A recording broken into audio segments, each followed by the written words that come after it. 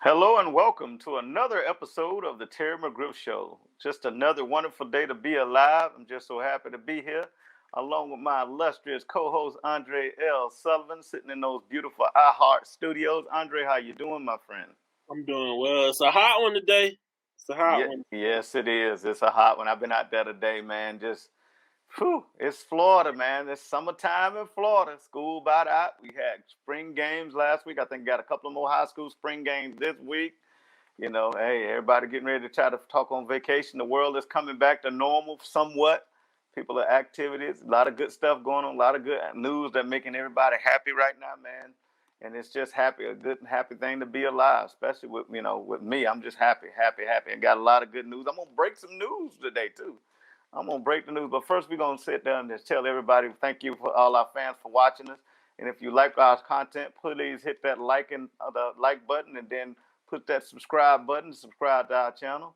Also, can't go without mentioning our wonderful sponsors at She-Car, Watch Game Film, and Team Sports with a Rec, along with the Women Tackle Football League, DEMP Project, and Laces Out Foundation.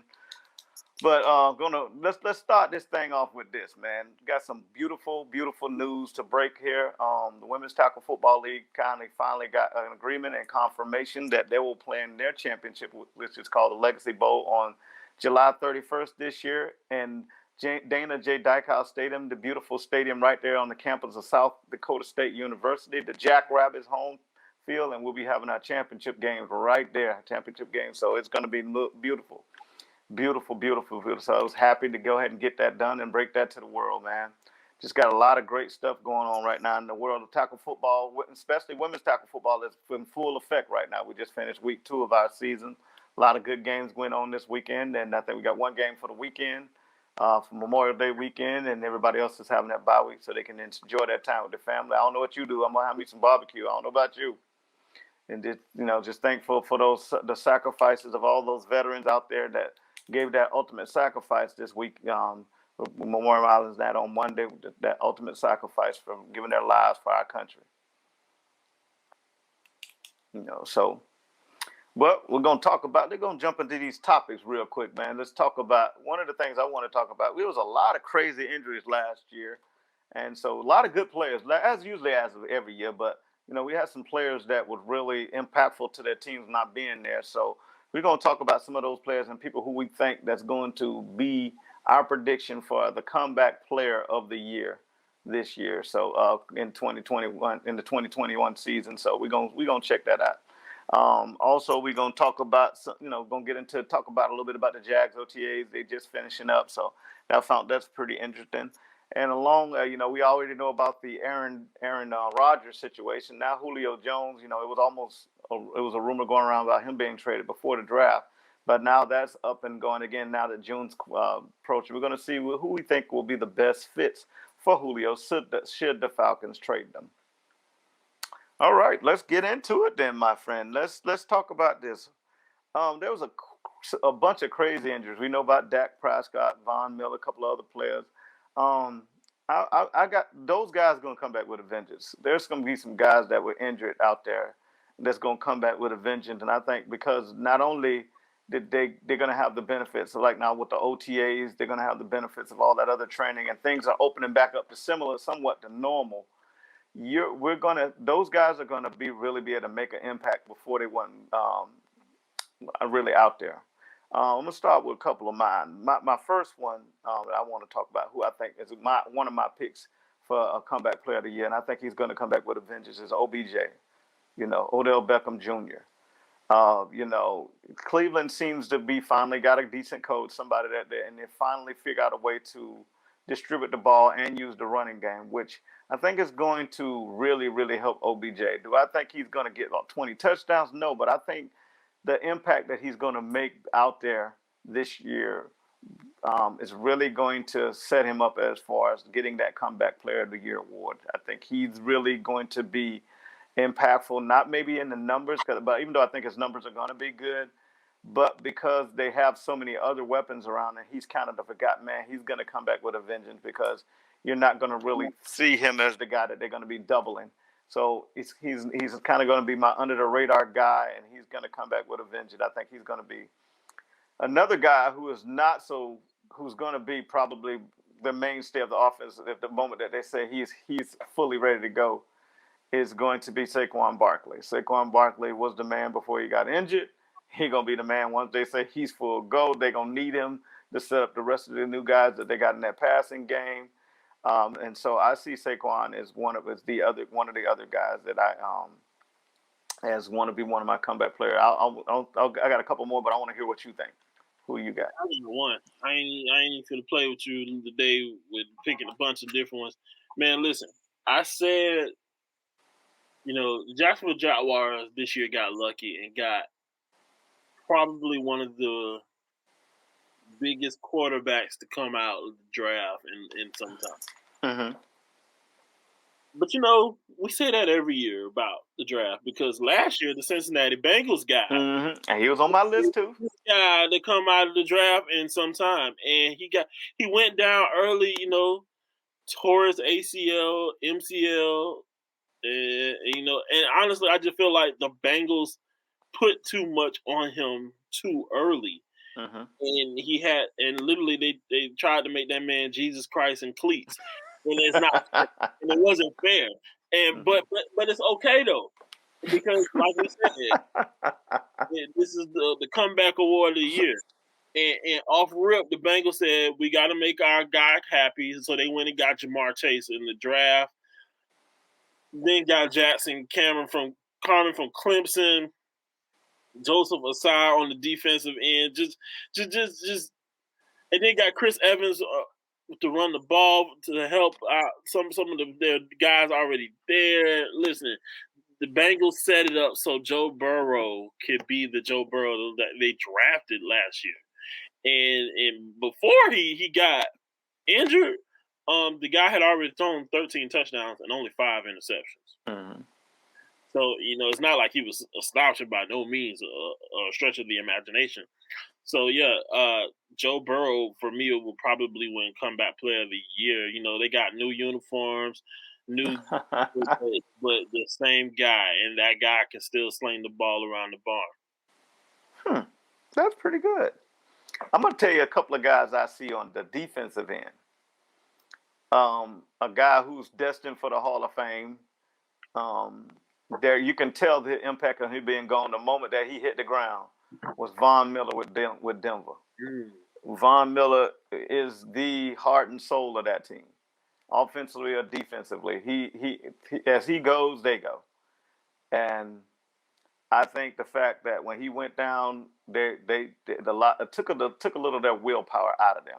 He's a guy that kind of similar to some of the other great defensive players that have been out there and played, like your Ray Lewis, who has been the soul of a team. He is that soul of that Broncos organization. And when he comes back, he's coming back with a vengeance, and I think they'll play better. Do I predict them winning the division? Heck no. Kansas City's in that division. They might. I'm hoping that they make third place, unless they get Aaron Rodgers with the trade rumors about Aaron Rodgers coming out. Then that changes up my whole perception of them. But Von Miller is one guy I just see could be that guy that has such an impact that will probably be a guy that I can see making a run at the comeback player of the year, if not defensive player of the year. Another kid is which really impacted their team was Nick Bosa. When Nick Bosa was, the defensive rookie of the year with the 49ers, he basically took them and put them at a different level. But with him going down, and they also trading one of their big defensive tackles to the Colts, that took a big hit. But they thought they didn't see that happening with Nick Bosa. But Nick Bosa was one of the reasons their defense wasn't as stout as it was, especially against the pass. So I think Nick Bosa coming back, if he stay healthy, he's going to be an impact player. One other guy I wanted to mention, but I just he wasn't quite as the. I like Bud Dupree. Even though he's changing teams, I think the fact that because he did change teams, if he brings any of that impact that they're thinking that he'll bring, he'll be another one of the guys that I see that they have in the running as Defensive Player of the Year, also Comeback Player of the Year. There's a couple other guys I just didn't want to go. I can mention quite a few. I'll let you see if you can mention, and then I'll name those a little bit. No, that was my guy. I told you, and you mentioned Nick Bosa, Saquon Barkley. Those are great names to drop. OBJ is still OBJ. As long as he's got cleats on, he's still gonna be that guy. But yeah, man, I agree. Yeah, here was a couple of names that I figured that was going to be obvious, but I didn't want to mention because they were so obvious. Dak Prescott. Everybody knows, if Dak Prescott does anything similar to what he's done in the past, he's going to be, because he's in Dallas, he's going to be one of the front runners for Comeback Player of the Year. Jimmy G, another one. If Jimmy G could be anywhere like he was, gets them to that run, Jimmy G, because the fact that he plays quarterback, the fact that, they're going to okay, they drafted this rookie to take his spot. He's balled out. He's got these guys in the playoff contention, or he gets them in the playoffs. He's going to be in that hunt. Another guy that's kind of under the radar because he's in Chicago was Tariq Cohen. I think Tariq Cohen will be a guy, depending on how his impact, he could be in that mix. You already mentioned Joe Burrow, a guy that nobody's going to talk about unless he breaks out, which the way I think he's going to be. I think in this defense, I think he is going to be not only Comeback Player of the Year, but a big-time Defensive Player of the Year will be Josh Allen with the Jacksonville Jaguars. Because he's finally playing the role that he was put in the league to play. He flourished in the same defense at Kentucky, being an outside rush linebacker and also a guy who can drop in coverage. I think with him being able to come off the edge by standing up instead of being in a 3-point stance, I think Josh Allen is going to be one of those guys. And the fact that he was injured, he was on his way. I think he had 4 sacks before he went down, and who wasn't a factor after that. So, obviously he was on injured reserve, but he's a guy under the radar, guy like Tariq Cohen. So these are the guys that I'm thinking are nuts, and those guys that'll be my predictions, or people that I think that'll definitely be in the hunt for that Comeback Player of the Year award. Let's talk, since we're talking Jaguars with him. I want to get your thoughts on the Jaguars OTAs. I know it was big. It's been a buzz around here in the city about a lot of the stuff going on, a lot of good work. How big, I think it's like 95% participation of all the players that are there under being participated there. They've actually, got a lot of good work in, hearing a lot of good stories and stuff like that. You're over there. You get the news. You give me your lowdown first, and I'll tell you what I heard. Well, for those people who are Jacksonville Jaguar fans, yeah, I don't have nothing bad to say right now.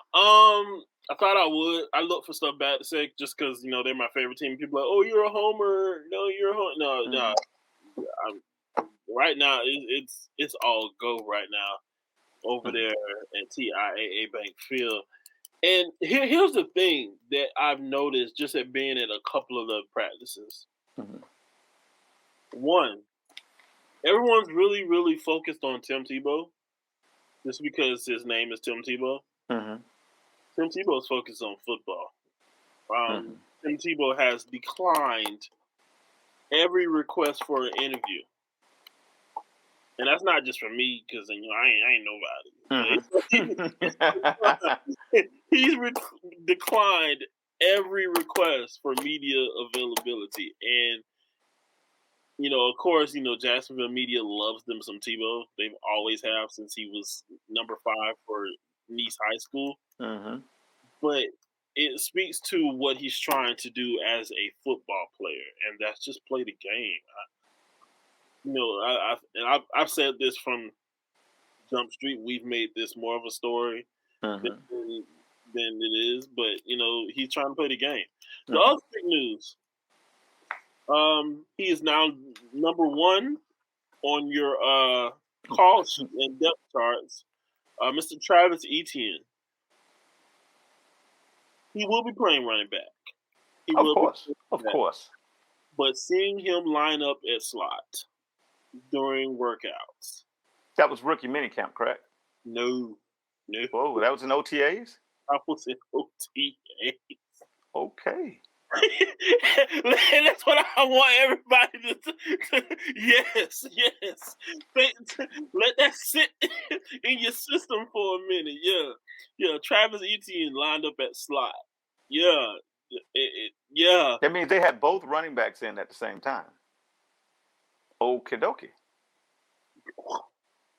Okay. And he didn't open that playbook because I only saw him turn the page 2 times. Because I know they're hiding some stuff that they don't want us to see it, and that's cool. We get the game, and when when we're not invited, so that's when they get stuff really thrown in there. But man, it was a beautiful sight to see. Let me just paint this picture for you 1 second. Just if you labor you for a minute. Having Trevor Lawrence under center, James Robinson. Oh no, I'm sorry. Having Trevor Lawrence at pistol. Pistol, that's different. Having James Robinson line up at the H-back, offset to the right. DJ Chark is over to your left. Laviska Shenault is over to your right. Okay, so he's number 2. Wait for this. Is this a 3 wide receiver set we got coming up with somebody out of you? Wait for this. Okay. Wait for this. Having Travis Etienne line up in your slot to your left. Having Tim Tebow down with his hand in the dirt at tight. Listen, people. Listen, I just want everyone to just sit with me and enjoy that moment that we all just had. Yeah. Listen, it's a lot of things that Urban Meyer will be putting on the field this year, and I need people to, one, calm down, let him work. Let's give him a chance to fail before we put an F on the paper to a test that he hasn't turned in yet. But it's going to be interesting to see them work. And that wasn't even a starting set. That was just one of the formations that they lined up in that just stood out to me. And, I saw Travis Etienne do a jet sweep. I can see that. I saw Tim Tebow do a tight end pop. I saw Laviska Shenault do a pass. I don't want you to lose your media press. Don't give up too much now. I don't want you to lose your press. No. This was open. And all of this is recorded on Jaguars.com. I also saw DJ Chark go deep and go shallow, and Tim Tebow running behind Tim Tebow as his lead blocker. Listen, and I saw James O'Shaughnessy, him and Tim Tebow switching in and out. I saw our wide receiver from Texas, Johnson. Yeah, I'm waiting for see Colin Johnson. Go back and forth with Laviska Shenault. Oh man, it was a sight to see, and that's just on the offense side of the ball. I as a defensive person, I'll spend the rest of the show talking to you about what they did on defense, but I'll save that for later. But the point that I'm making is, right now in Jags, like you said, there was actually 96% of the players were in attendance. It was a sight to see. Okay. By the way, Trevor Lawrence was taking third string snaps. Okay. I want that to see for everybody at home too. Well, they saving it on too. They don't want him to get too much work. Okay. But listen, it was a sight to see. I'm not the biggest Urban Meyer fan still. I'm gonna go to the grave saying that. But I respect the way he coaches and the way he game plans. And he's taking his time and doing his thing. And we got to give him a chance to really install his offense. I got a question for you. Tell me, what did you think about the defense when you were out there? What did you see? What did you like about that, and what you didn't like? I hate 3-4. Let me say that. I hate 3-4. I hate 3-4. I always hated 3-4. I hate 3-4. It's a great thing to see. I disagree with having Josh Allen stand up, but they are going to do it. Having the DBs are a lot faster this year. I will give you that. They were flying during drills, and they never went full 7-on-7. It's too early for that. Right. But just to see how they react to drills was it just made my heart warm. It made my heart warm. It really did.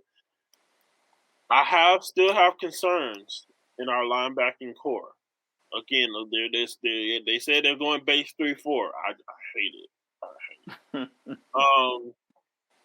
Yeah, but that's still a concern for me. Mm-hmm. I love linebacking core just to see how they gel. I mean, obviously Miles Jack is still Miles Jack. Schobert is still one of a very underrated linebacker in the NFL. But right now, it looks good. It doesn't look great. And obviously, that's going to be because they're learning something. They're trying to intentionally forget something that has been grilled in their head and learn something that is totally new to a lot of them. Mm-hmm. Yeah, switching from 4-3 to 3-4 can be difficult when you've been, because techniques and everything is totally different on those. The responsibilities, our guys are different. Personnel was a big difference by having three skilled players. I mean, having 4 skilled players instead of 3. It's a big difference. You got more speed. You're talking about defensive linemen having 2 gap responsibility now instead of 1 gap responsibility. And then your linebackers were also your rush players going to have to not only do they have to know how to rush the quarterback, they also know how to drop in coverage equally. So it's a big learning curve. But if you can do it, it does wreak more havoc than being in a 4-3. But that's the advantages and disadvantages. But I just wanted to get your opinion on what you saw as personnel wise. You said you saw a lot more speed. Tell me about what did you see? Do you think that is the athleticism going to be a lot better? I think. Well, first of all, I think people got to understand that athleticism wasn't a big issue last year. Athleticism gets hidden when play calling is wrong. Well, we had a lot of that, and I don't think people really got that. And of course, lean to your own understanding about last year's defense. But I think the issue that the defense is going to have this year is they're loaded right now, of course, because they have the 90-man roster. So right now, coaches just really want to see who can do what and how well they can do it. So they literally, honestly, did not put a lot of offensive installs during this OTA. Again, they'll be out there next week and week afterwards, but you're not going to. They intentionally told us from jump. They're not showing a lot of their defensive installs. They want people to see what they're going to do on offense because they want you to worry about it right now. And the defense will come along as it comes along. That makes sense. Especially when you're doing the switch and stuff like that. You don't want to give people the chance to find out who they need to be keying on and all that stuff, especially with these young players. You want to give them a chance to not have much film or any kind of information on those guys so they can go do what they do early in the season and kind of make them say. I will say this. DeJuan Smoot will be one of the most underrated DNs in the league this year. Did you see him with his hand down, or is he like more of an outside linebacker? His hand will be down in the dirt. Okay. Well, he must have put on a little bit of weight. Okay. All right. I'm enjoying that. Was the special teams? I know you probably didn't watch that a lot, but did we have Lambo back? Is he going to be back? The kicker. It's interesting that you bring that up. I asked, will they? They didn't. Lambo was actually doing kicks. He did kick a lot. Field goals. They did no special team work. Okay. There was punting. There was no field goal lineup or anything. They were just out himself there on the side. Yeah. Okay. Cool. Anybody, especially rookies, that stood out to you? I understand we're in shorts and T-shirts and stuff like that, but anybody that you saw, wow, this kid flashed as far as his athleticism or his speed, anything besides Etienne. Anybody that you saw stand out? They're like again, shorts and shirts. I mean, they had their helmet on for a brief amount of time, but again, they're out there this later this week, next week, and the week after that. Mm-hmm. And I'll come back with more. But we weren't allowed to see too much of rookie OTAs Mm-hmm. until the veterans came in. They mixed them in well with that. But I will say this, and I'm going to be on this a lot this season. Travis Etienne, outside of maybe DJ Chark, Laviska Shenault, and even Johnson for brief time, is one of the better route runners on the field right now. Okay. And that's saying something coming because he's going to be playing a lot of running back, but he's one of the better route runners out there.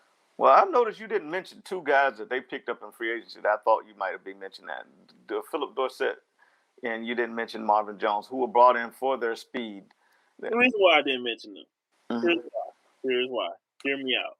Marvin Jones will be in that Z position, where I put Laviska Shenault. But like you said, they're there for speed.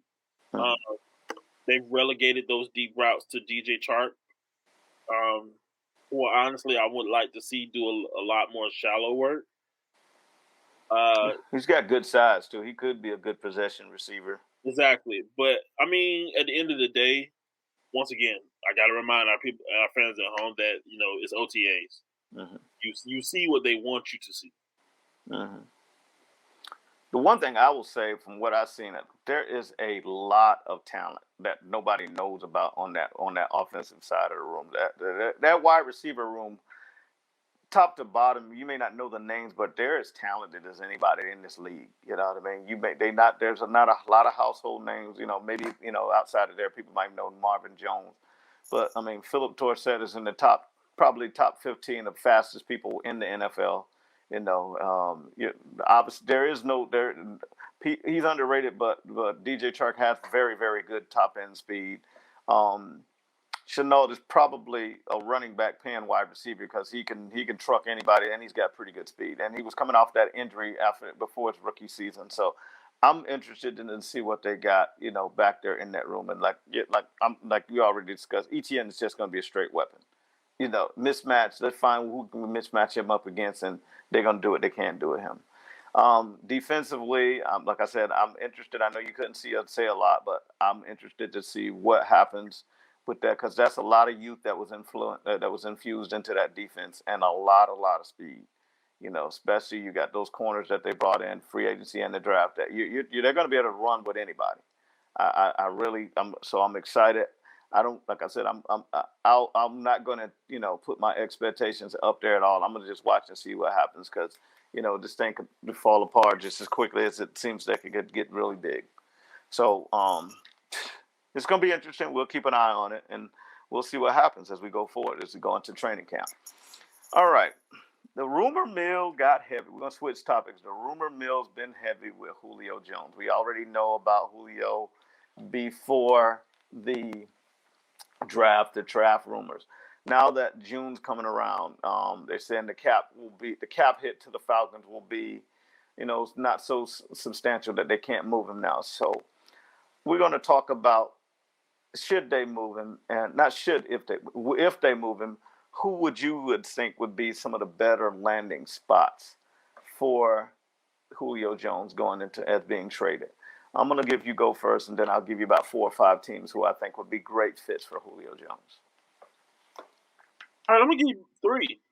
Okay. And probably least to best, in my personal opinion.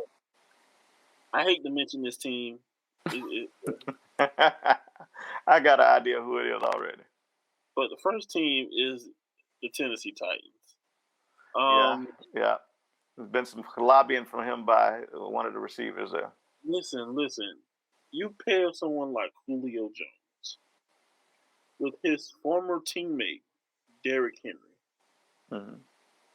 and what seems to be a career resurgence in Ryan Tannehill, which I never thought I would say.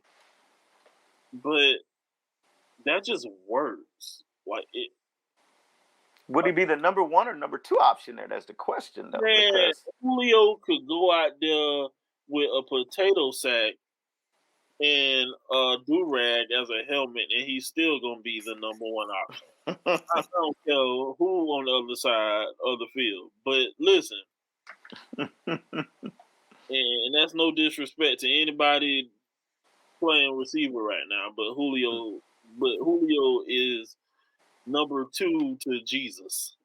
that's about it. Yeah, AJ Brown. That's what I was talking about. AJ Brown's been lobbying for him to come. Yeah, because AJ wants some heat off of him. That's what that is. Mm-hmm. But yeah, man, seeing him with the Titans. Now, number 2, hear me out on this one. The Chargers. I feel like giving Julio Jones to somebody like Justin Herbert, but when they could have kept Hunter Henry, but they kind of they fell off on that. But here's why I said the Chargers. Chargers got $38 million in cap space. They can overly afford him because right now that's the fourth most in the league. And Justin Herbert had a surprisingly good year. He won Offensive Rookie of the Year. I don't know how, but that's beside the point. The point is, he did better than almost any Oregon quarterback coming into the league, which, by the way, is a very low ceiling. But surprisingly, the boy can stand in the pocket and sling that thing. Mm-hmm. And he had a few weapons, but there's no weapon like Julio. Last but not least, my personal pick, if I was Julio's agent, I would call them before they called me. And hear me out. Last year, we kept saying, "Hey, Cam Newton would be really good if he had some receivers." Yeah, he had some receivers, and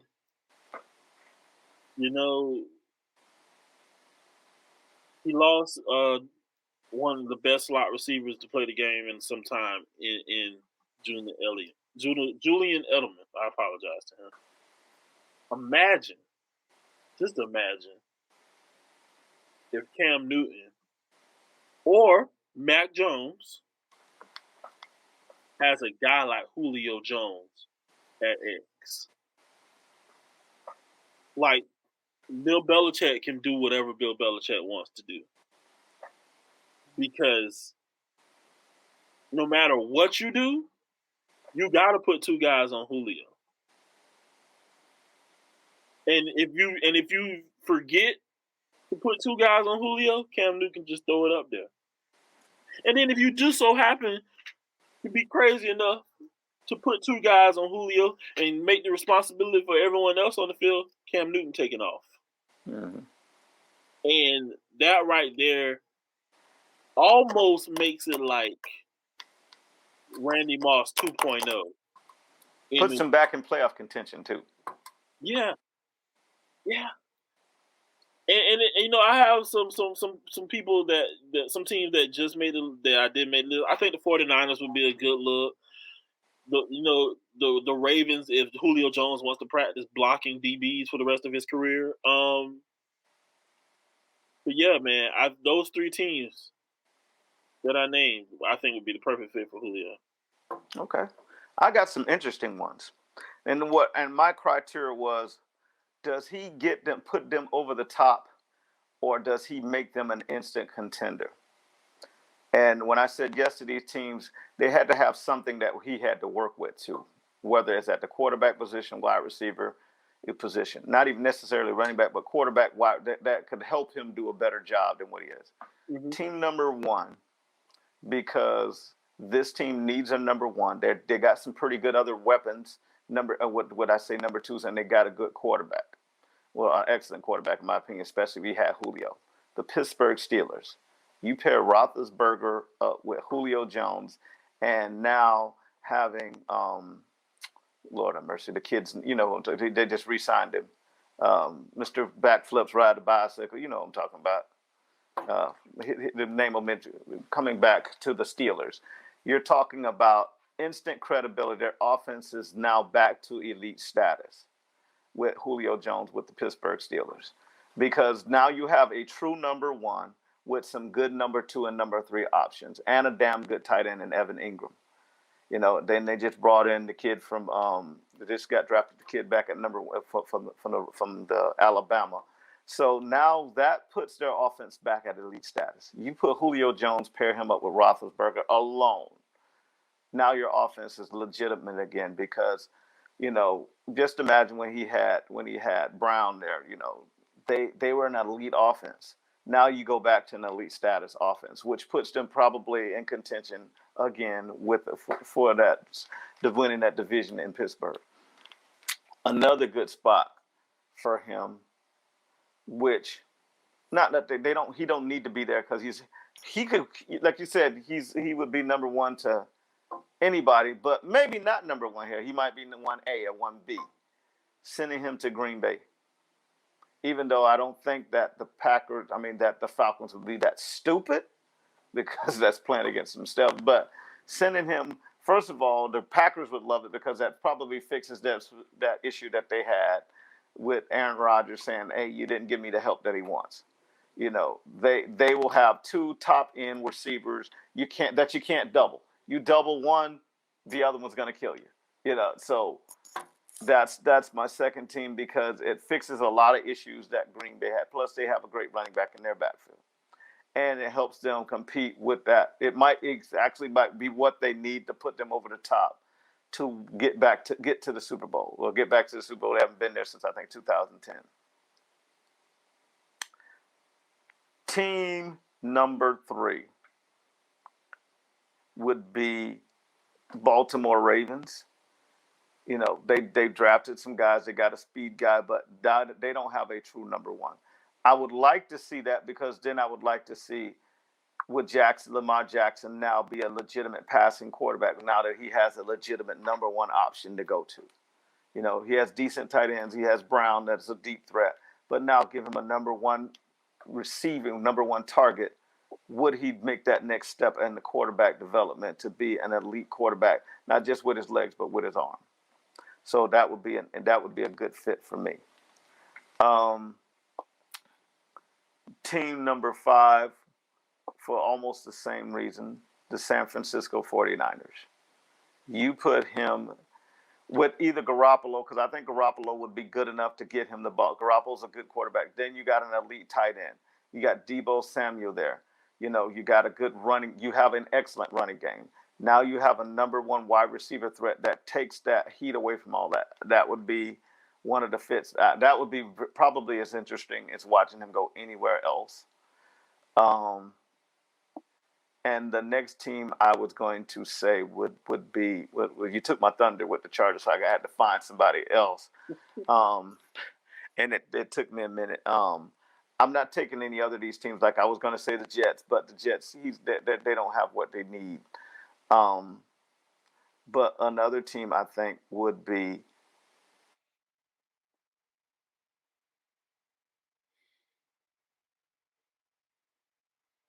there, and they got an up-and-coming quarterback. I think just to see what they could be, because they were a 10-win team without a true number one threat and without a true quarterback being developed. He was on his rookie year, obviously. That would be an interesting to see where he's going with the Miami Dolphins. If he could put Miami Dolphins as jumping over Buffalo now. I want to hear what you thought about those options. I'm not mad at it. I personally would have liked to see him stay in Atlanta. But you see, he's been there, done that with Atlanta. I mean, what can they do? I do like the intrigue of now that they have my guy from Florida there. I do like that they got that. Pitts was going to be in there to see what they can do now that they got 3-headed receiving weapon there. 4 if you consider the Hayden Hurst. But we don't know. So do I even think they're going to move him? I really don't think they're going to move him, because You know, is anybody going to pay that price that they're going to want for him? I don't think that's going to be the issue. I don't think nobody's going to give. Plus, you got to pay Julio. You're probably going to have to give him a new contract, which means you got to pay him in at least what he's already making now, and probably give him an extension. And are you going to do that? And will he be able to put you over the top? There's only a few teams I think Julio would put people over the top, because most of these people still developing their quarterbacks. I agree. Yep. So, well, man, look at it. We've run to the ends of our show here. We've done a lot of good stuff. Like I said, I had a lot of exciting news this week. You know what I got going on tomorrow, so keep me in prayer with that. You know, have this procedure. Hopefully everything. I know everything going well. I believe in God, so I ain't worried about that. But just keep me in prayer on that. I'd like to tell all our fans once again, if you like our show, hit that like button, hit the subscribe button. You know, once again, patronize our sponsors, Watch Game Film, She Car, Team Sportswear Direct. You know, they keep an eye on what we're doing over there with the Women's Tackle Football League. A lot of good contests coming up in the next couple of weeks. We got a good contest this weekend. And once again, you know, hey, give me your stuff, man, because I really haven't thought to you about that. You know, what do you got going on right now? What you got planned for the weekend? Everything coming up soon. I got you. Don't worry. Okay, no problem. And once again, I'd like to thank everybody for watching our show. Once again, I'd like to thank our producer, Granville Moody Fowler. And until next week, you guys have a happy Memorial Day. Please hug your service members. Remember those men and women who paid the ultimate price for us, so that we can have this freedom, so I can have this show along with you, and we can do the things that we do that on an everyday basis. And once again, everybody, thank those guys, hug them. And once again, we'll see you next week right here on this channel on the Terry McGriff Show, and y'all be blessed.